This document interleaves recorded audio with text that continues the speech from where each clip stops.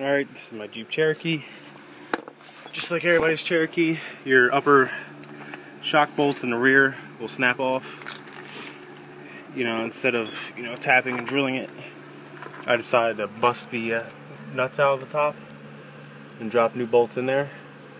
So instead of using a hammer and that, I'm taking a pneumatic hammer and this tap, I guess you could say, or not tap, a punch. And you just stick it right on the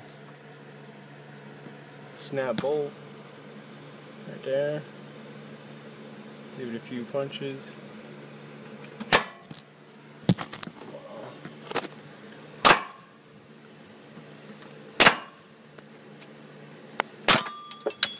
And bam, pops right out, no effort at all. The nuts is up there, and then I'm going to drop some bolts to the top.